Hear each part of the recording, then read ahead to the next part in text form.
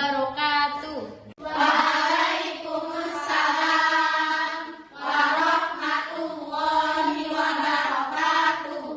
Bagaimana kabar hari ini semuanya? Alhamdulillah, luar biasa. Allahu Akbar. Yes. Sebelum kita mengawali pembelajaran, kita berdoa terlebih dahulu. Ya, silahkan Kakak Ambar pimpin doa. Get ready to pray. Before we study, let's pray together. Bismillahirrahmanirrahim. Raditu billahi rabban wa bil islami dina wa bi Muhammadin nabiyyan wa rasula. Rabbi zidni ilma warzuqni fahma. Baik, hari ini Bunda akan mengecek kehadiran terlebih dahulu ya, Kak. Marsa Nurmala Fitriani, Hadirah.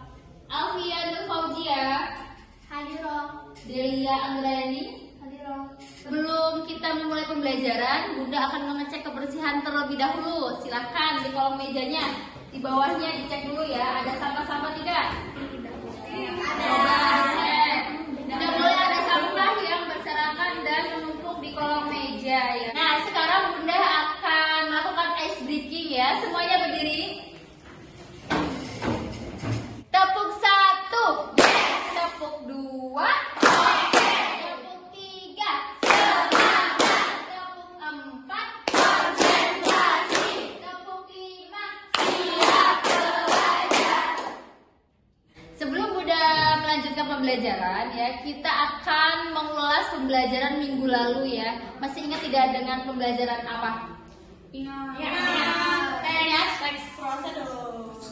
Kira-kira siapa yang masih mengingat apa itu teks prosedur? Saya. Kadelia, ya silakan Kadelia. Prosedur itu adalah teks yang isinya itu bersih tujuan dan juga langkah-langkah. Ya, betul atau tidak? Selanjutnya, kita akan mengaitkan dengan kutipan ayat suci Al-Quran ya. Surat Al-Baqarah ayat 156. Silahkan Kakak Farah memimpin ya. Baca kalimat tauhid dan basmalah. A'udzu billahi minasyaitonir rajim. Bismillahirrahmanirrahim. Alladzina idza asabathum musibah qalu inna lillahi wa inna ilaihi raji'un. Silahkan Kakak Vio membacakan isi kandungan dari surat Al-Baqarah. Quran Surat Al-Baqarah ayat 156 yang artinya yaitu orang-orang yang apabila ditimpa musibah mereka berkata inna lillahi wa inna ilaihi raji'un. Sesungguhnya kami milik Allah dan kepadanya lah kami kembali. Baik, di sini Bunda akan membacakan kompetensi dasarnya yaitu 3.4 menganalisis struktur dan kebahasaan teks eksplanasi. Selanjutnya, tujuan pembelajarannya yaitu melalui kegiatan pembelajaran dengan pendekatan saintifik dengan model problem based learning, peserta didik dapat menentukan struktur dan menelaah kebahasan teks eksplanasi dengan tepat. Selanjutnya Bunda akan menayangkan sebuah video ya, video tentang di luar angkasa mengenai bintang terbesar yang meledak di angkasa. Penasaran? Jika dengan baik nanti Bunda akan memberikan pertanyaan dari video tersebut ya. Baik.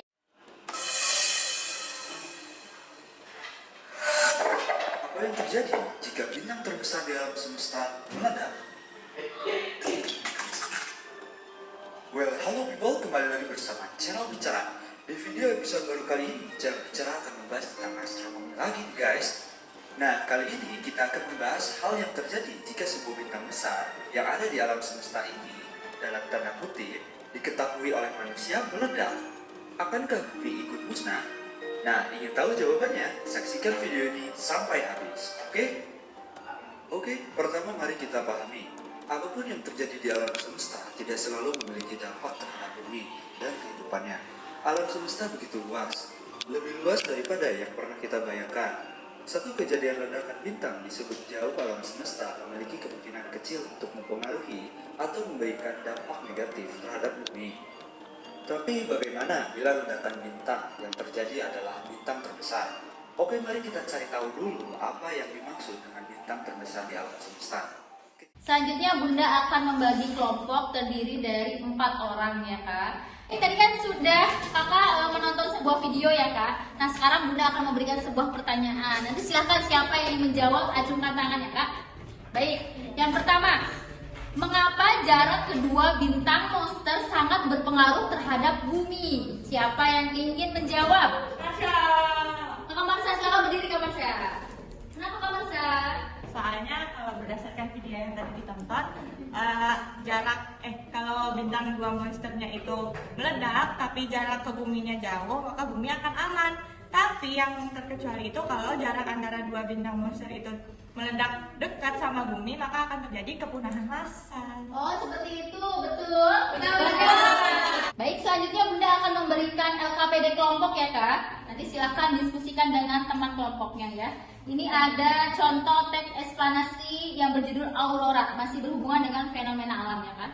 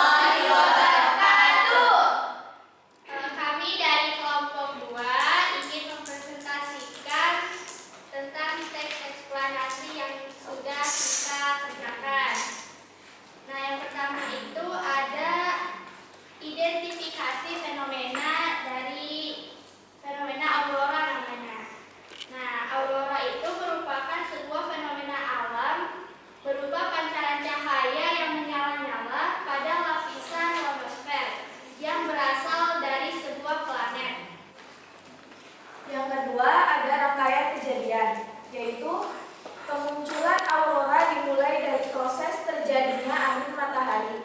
Pertama-tama, sunspot terbentuk dan menciptakan medan magnet. Kemudian, karena kekuatannya tidak sanggup lagi menahan tekanan arus, maka dia akan jebol. Selanjutnya ada interpretasi atau kesimpulan. Karena alam merupakan cara cahaya yang menyala-nyala pada lapisan ionosfer. Semakin lama dan kuat cahaya aurora, maka semakin kuat juga gangguan matahari yang disebut sebagai badai matahari. Selanjutnya ada kaidah kebahasaan. Yang pertama ada kalimat pasif. Contoh penggunaannya ada di kata dipancarkan. Yang terdapat pada kutipan teks, aurora muncul sebagai akibat adanya interaksi antara partikel bermuatan yang dipancarkan oleh angin surya. Yang kedua ada kaidah kebahasaan konjungsi kausalitas dan waktu. Contoh penggunaannya di kata akibat yang ada di dalam kutipan teks, aurora muncul sebagai akibat dan adanya interaksi antara partikel bermuatan yang dipancarkan oleh angin surya dengan medan magnetik planet tersebut. Oke, cukup sekian dari kami. Apakah ada yang bertanya? Saya, mengapa aurora disebut sebagai harian roh? Oke, terima kasih untuk Kakak Aca atas pertanyaannya. Izinkan saya untuk menjawab. Nah, penduduk Amerika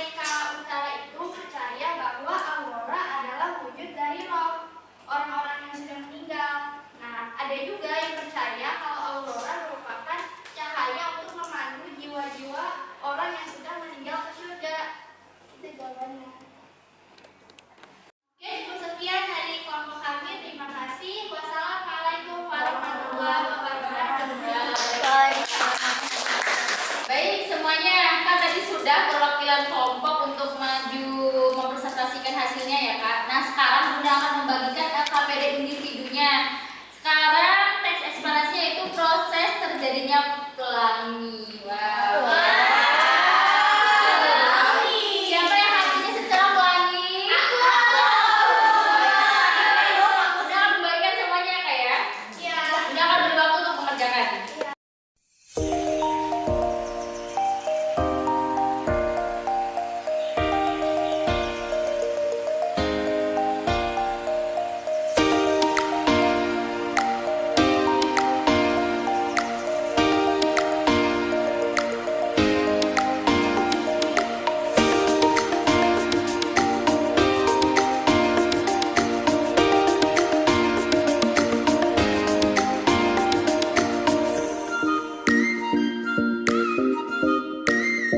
Yang ingin ke depan membacakan hasilnya?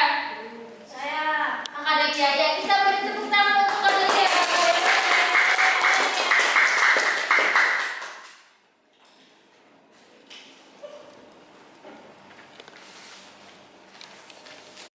Assalamualaikum warahmatullahi wabarakatuh.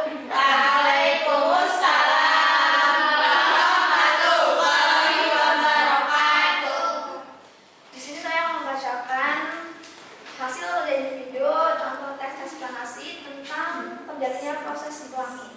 Jadi yang pertama ada struktur teks, yaitu identifikasi fenomena. Yang pertama itu ada pelangi merupakan peristiwa optik dan meteorologi yang terjadi karena terdapatnya kumpulan cahaya wartawan paralel. Selanjutnya ada kaidah kebahasaan. Yang pertama ada kaidah pasif. Contohnya disebabkan, kutipan teksnya yaitu warna pelangi terlihat utuh disebabkan oleh geometri optik dalam proses pengeluaran warna. Lalu yang kedua ada konjungsi kausalitas, yaitu karena. Contohnya teksnya yaitu pelangi merupakan peristiwa optik dan meteorologi yang terjadi karena terdapat kumpulan cahaya warna-warni paralel. Baik, sekian pembelajaran hari ini. Tapi sebelum kita akhiri, nanti ada yang bisa menyimpulkan tidak? Apa yang bisa menyimpulkan pembelajaran hari ini? Silakan, Kakak Marsa, silakan Kak Marsa. Coba berdiri ya. Jadi hari ini kita mempelajari apa, Kak Marsa? Jadi kesimpulan pelajaran hari ini adalah tentang menentukan struktur dari teks eksplanasi. Yang pertama ada identifikasi fenomena, yang kedua ada rangkaian kejadian, dan yang terakhir ada interpretasi. Lalu kita juga belajar tentang kaidah kebahasaan pada teks eksplanasi. Yang pertama ada kalimat pasif, yang kedua konjungsi kausalitas dan waktu, yang ketiga istilah ilmiah, yang keempat kata kerja material, dan yang kelima kata kerja rasional. Iya. Jadi sekarang sudah memahami belum struktur dan kaidahnya? Sudah. Nah, coba kira-kira pembelajaran hari ini paham tidak semuanya? Paham. Bunda cukupkan sekian, tapi nanti kita bertemu di pertemuan selanjutnya Kak ya. Yaitu kita akan masih melanjutkan pembelajaran eksplanasi, tapi di situ kita nanti ada memproduksi teks eksplanasi ya. Dan tapi nanti tugas yang individu itu juga tetap dikumpulkan ya. Tadi sudah ada perwakilannya maju seperti itu. Ya, sebelum Bunda menutup, silahkan berdoa terlebih dahulu Kak Ambar untuk memimpin doa. To pray. After we study, let's pray together. Bismillahirrahmanirrahim. Allahumma inni astaghfiruka ma 'allamtani. Baik, Bunda cukupkan sekian. Terima kasih banyak. Wassalamualaikum warahmatullahi wabarakatuh. Waalaikumsalam.